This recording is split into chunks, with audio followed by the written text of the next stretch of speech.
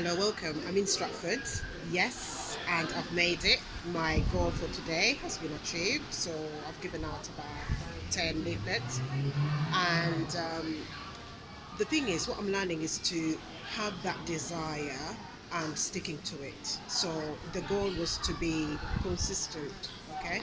There's no point taking one action. You need to take several actions and be consistent. I had that burning desire today to do my leafleting for my event, and that has been achieved. And so far, like I'm saying, if you take one small action, the universe will reward you for your efforts, and that is what is happening right now. So I'm super, super pleased.